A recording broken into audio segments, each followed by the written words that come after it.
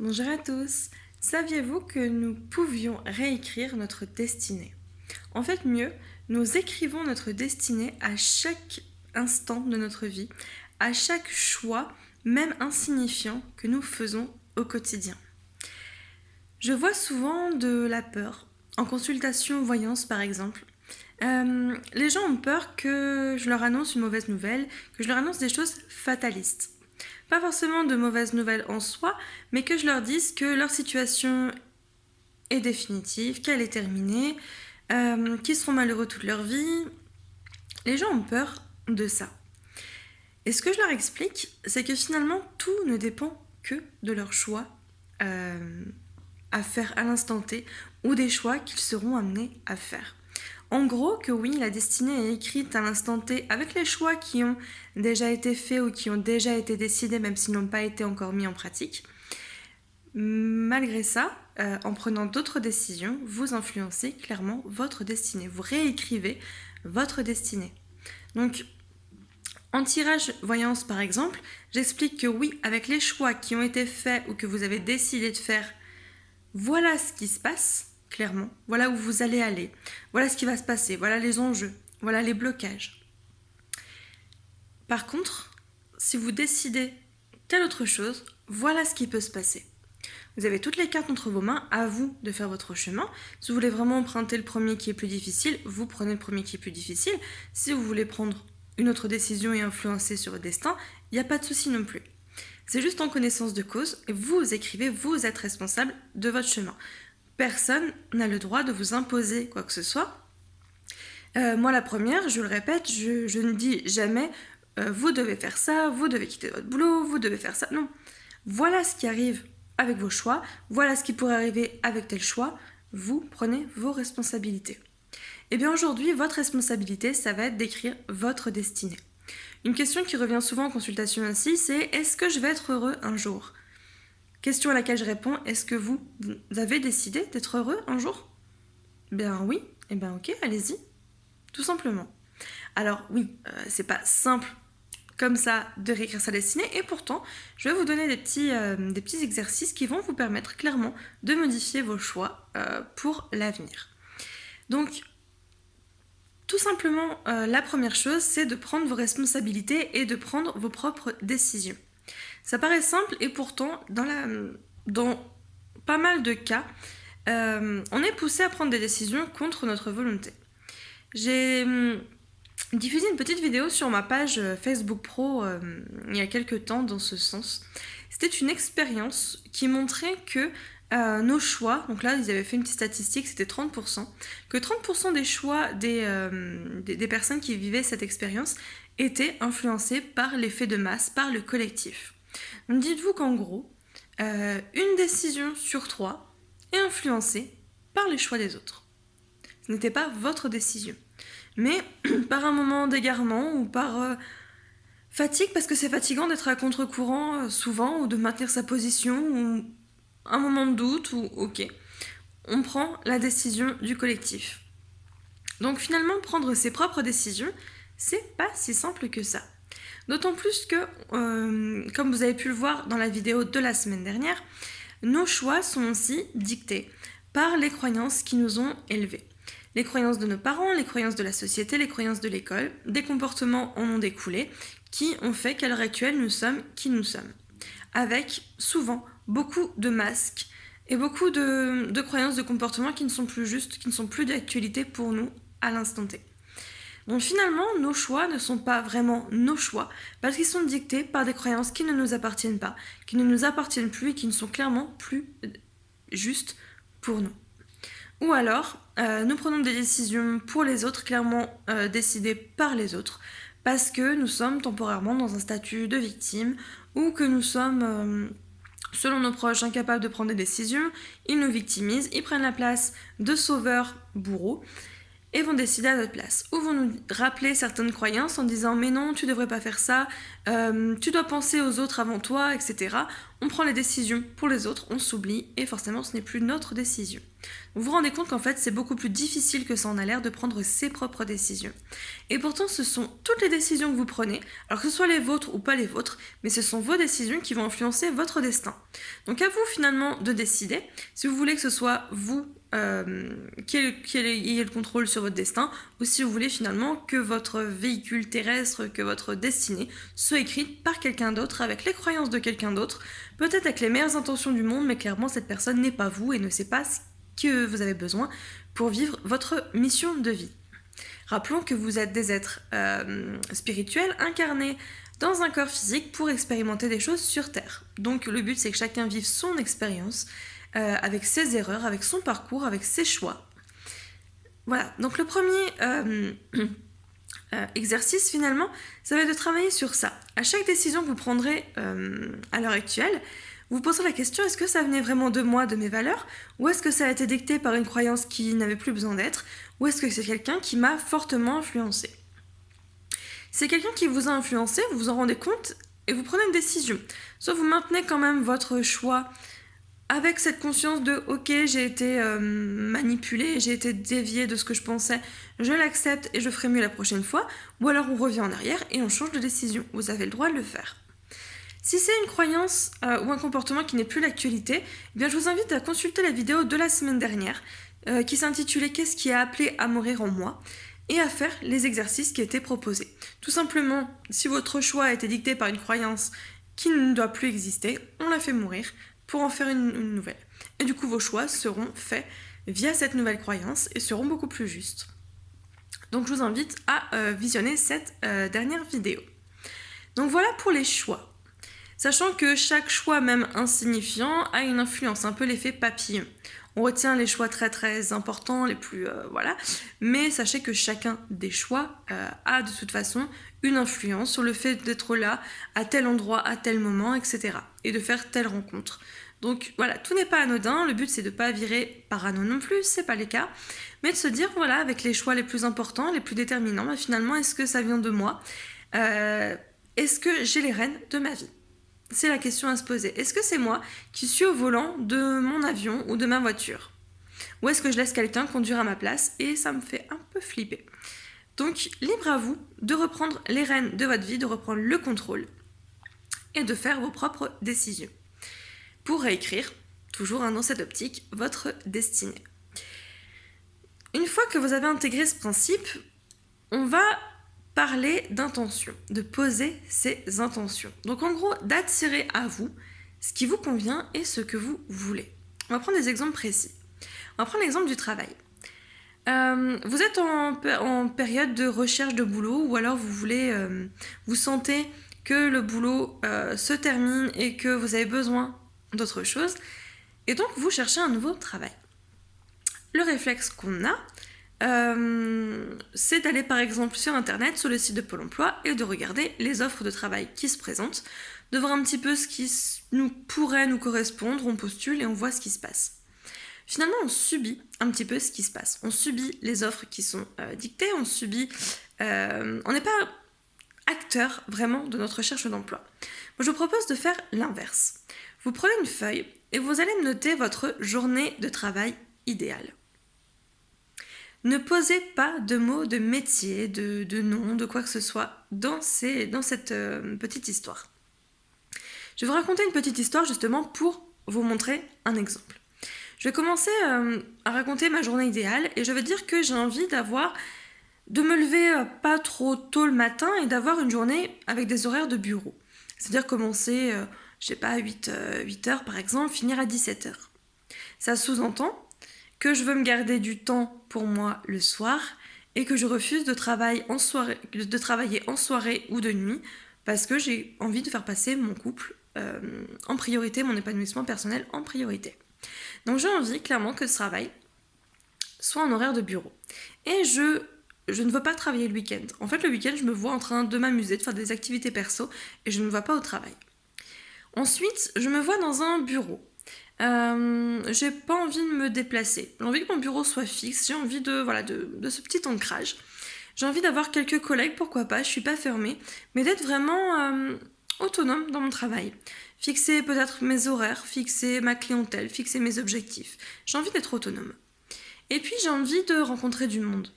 J'ai pas envie de faire un travail à distance, j'ai envie de côtoyer du monde. J'ai envie d'aider les gens et j'ai envie de leur transmettre des messages pour qu'ils puissent appliquer en eux une évolution, un bien-être, voilà, travailler dans cette optique plus psychologique, pourquoi pas, vraiment apporter une aide sur des problématiques telles que le mal-être, la dépression, les blocages, etc. Donc là, j'ai posé mes intentions. Et si on y regarde bien, ça définit quand même déjà un métier. Bon, en fait, c'est mon métier. C'est-à-dire que, de par ces intentions, j'ai fait effet entonnoir et j'ai désigné un ou plusieurs corps de métier ou formations qui me correspondent, qui sont justes pour moi. Par rapport à ce profil, si vous proposez, je sais pas moi, un poste chez McDo à cette personne, vous êtes complètement à côté de la plaque. Le travail chez McDo, effectivement, ça brasse du monde, il n'y a pas vraiment de cabinet, on n'est clairement pas maître de ce qu'on fait, on travaille en horaire complètement décalé, etc. Si vous lisez bien mon profil, ça ne correspond pas. Par contre, si vous me proposez d'ouvrir mon cabinet, de me mettre en autre entreprise dans la psychologie et la voyance, à mon domicile, là ça correspond à 100%. Donc j'ai pris mon cas, mais ça peut s'appliquer à n'importe quoi. Donc définissez les horaires de votre journée. Ça va définir si vous préférez travailler de nuit, de journée, à temps partiel, à temps plein ou les week-ends. Si vous voyez des offres passer du coup où ça ne travaille que le week-end, qu'en soirée, etc., vous savez déjà que ça ne vous correspond pas et que vous devez le laisser tomber. Vous définissez si vous préférez vous déplacer tout le temps, avoir un bureau fixe, si vous préférez que ça soit plus sportif, plus encadré ou complètement autonome. Voilà, on ne définit pas un métier, mais on définit juste sa journée idéale. Sachant que le but, c'est de se rapprocher au maximum de votre liste. Peut-être que tous les points ne seront pas remplis. Donc peut-être mettez en rouge les choses auxquelles vous ne voulez absolument pas déroger. Par exemple, je prends mon cas, je ne veux absolument pas travailler le week-end. Je veux absolument garder mes soirées. Et je veux travailler chez moi. C'est des choses que je ne dérogerai pas. Par contre, au niveau de la clientèle que je recevrai, je veux bien m'ouvrir à d'autres choses, à d'autres pratiques. Pourquoi pas faire des collaborations avec d'autres collègues. Pourquoi pas, oui, temporairement, travailler dans un autre cabinet, etc. Ça, je vais les mettre en vert. C'est des sujets sur lesquels je suis OK pour modifier un petit peu tout en restant raisonnable par rapport à mes demandes. Une fois que vous avez fait cette liste d'intentions, vous pouvez regarder les offres d'emploi qui se présentent. Et vous savez si elles collent ou pas à votre profil. Mais tant que vous ne l'avez pas écrit, tant que vous ne l'avez pas verbalisé, ça reste beaucoup trop flou pour trouver justement une offre qui correspond. Et finalement, vous allez finir par vous tourner vers un boulot qui ne vous correspond qu'à moitié ou par dépit parce qu'on en a besoin. Alors évidemment, si vous êtes dans la panade, dans l'urgence de trouver un travail, rien n'empêche de trouver un travail alimentaire et de continuer vos recherches à côté, hein, attention. C'est pas dans le sens où vous mettez en danger matériellement, financièrement. Évidemment, c'est à prendre avec des pincettes et selon les impératifs qui se présentent. Mais c'est une démarche que vous pouvez faire en parallèle tout en travaillant pour finalement trouver peut-être une formation ou un autre boulot qui vous correspondrait au mieux, au plus juste à l'instant T. Faites cet exercice maintenant pour une relation sentimentale par exemple. Que vous soyez déjà en couple ou que vous soyez à la recherche de quelqu'un, eh bien, écrivez soit une journée ou une relation idéale pour vous. Si vous êtes en recherche de quelqu'un, par exemple, une personne va me dire je cherche un homme, donc déjà un homme, ça élimine déjà le sexe opposé. Je cherche un homme de à peu près entre tel âge et tel âge, qui est comme ça, qui a telle qualité, qui vit dans le coin parce que je veux pas d'une relation longue distance, etc. Votre inconscient va enregistrer toutes les infos et va faire office de radar et va chercher pour vous la personne, le partenaire idéal. Et vous allez le ressentir. C'est magique quand même. Un exemple que je prends pour illustrer, imaginez que je vous demande à partir de maintenant de ne penser qu'à une C1 rouge, une voiture rouge. Et bien quand vous allez prendre votre voiture ou vous balader, votre attention va se focaliser sur les voitures rouges. Vous avez l'impression limite qu'il n'y a que ça, ou que vous, je sais pas, comme par hasard, toutes les voitures rouges sont sorties aujourd'hui. Eh bien c'est le même principe. Vous avez demandé à votre inconscient de trouver une voiture rouge, et vous en avez trouvé. demandez à votre inconscient de vous trouver tel partenaire, il va vous le trouver. Et en plus, le fait de verbaliser, ça permet de ne pas retomber dans des vieux schémas. On a l'impression de chercher un bon partenaire. Par exemple, on va sur un site de rencontre. Par exemple, on va dans la rue, dans une soirée, etc. On va être attiré par quelqu'un. Et on va se dire, c'est de lui dont j'ai envie, dont j'ai besoin, je vais aller dans cette relation. Et bam, on retrouve une personne, des schémas qu'on a déjà connus, des problématiques qu'on a déjà connues, on retombe encore dans un cercle vicieux. Et là, on se dit, pourquoi je tombe toujours sur les mêmes personnes?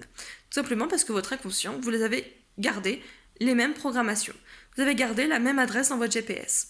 Donc l'adresse que vous aviez rentrée dans votre GPS, qui était l'adresse de votre conjoint à l'instant T, qui est devenu votre ex, sauf que si vous n'avez pas changé l'adresse dans le GPS, il va toujours vous amener chez votre ex.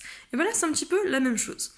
Vous redonnez des nouvelles normes à votre inconscient pour lui dire, à partir de maintenant, on cherche tel partenaire. Et si votre inconscient vous fait rencontrer tel partenaire et que ça ne fonctionne toujours pas, vous remodifiez cette programmation en disant, finalement, ce critère-là, eh bien non, je l'ai expérimenté, ça ne me convient pas, je le modifie pour telle chose. Pareil pour une relation déjà existante, ça permet de modifier les schémas qui sont déjà existants au sein du couple et d'améliorer, d'assainir les relations. On peut le faire avec des frères, des sœurs, des parents, des amis, ça fonctionne tout aussi bien. On peut le faire aussi pour une recherche de maison, par exemple, ou tout autre projet. On définit ce qu'on veut. On définit ce qu'on veut matériellement, ce qu'on veut en termes de temps, de disponibilité, mais ce qu'on veut ressentir aussi. Qu'est-ce que je veux ressentir dans telle relation? Qu'est-ce que je veux ressentir dans mon travail? Qu'est-ce que je veux ressentir? Voilà. Prenez en compte vos envies, vos désirs, vos besoins et vos ressentis. Voilà comment on peut attirer des choses justes à soi. Mais pour ça, il faut savoir prendre ses propres décisions et savoir quels sont ses réels choix. Quand vous posez vos intentions, demandez-vous, là encore, si ce sont des vieilles croyances qui vous font que vous cherchez tel ou tel partenaire, vous vous sentez, nul, soumis, etc. Si vous notez que vous cherchez un partenaire avec beaucoup de caractère, limite un peu dominateur, demandez-vous si c'est vraiment ce que vous avez besoin ou si c'est votre inconscient qui vous fait encore tourner en bourrique. Alors avec bienveillance, il ne vous trompera pas votre inconscient, mais est-ce que c'est une vieille programmation que vous avez laissée dedans et qui n'est plus juste pour vous? Là vous vous rendez compte que non, en fait je demande un partenaire avec beaucoup de caractère et dominateur parce que moi je me sens soumise. Est-ce que je suis soumise à l'instant T? Est-ce que c'est encore d'actualité? Eh bien non. Eh bien cette intention n'a plus lieu d'exister et allez plutôt écrire que vous cherchez un partenaire avec qui vous serez en bonne vibration, plus conciliant, beaucoup plus doux, etc. Donc ça, on peut le faire pour absolument tout. Et comme je répète encore, vérifiez que ce soit bien vos décisions, vos choix. C'est finalement le pilier pour écrire sa destinée, c'est de savoir si ça a été dicté par quelqu'un d'autre, par le regard de quelqu'un d'autre, par une peur, par des croyances, par des comportements. Et si ça ne nous convient pas, on fait mourir ces choses-là pour en accueillir de nouvelles. On fait vraiment le parallèle entre cette semaine et la semaine dernière, d'accord ? Donc ça, c'est vraiment un exercice simple, un exercice qu'on fait par écrit. Je peux vous conseiller de laisser cette liste d'intentions, ce scénario idéal, à portée de main. On va le mettre sous les yeux, on va dire, pendant 1 mois. Et je vous invite à le lire le matin une fois, par exemple, ou alors le soir avant d'aller vous coucher. Pourquoi? C'est pour vous le remémorer. Et tout simplement parce que quand on explique par exemple quelque chose à quelqu'un, on a souvent besoin de réviser à ce qu'on nous le rappelle pour que ça s'inscrive vraiment dans notre mémoire. Eh bien, c'est exactement la même chose. Vous avez écrit quelque chose, des intentions, relisez-les.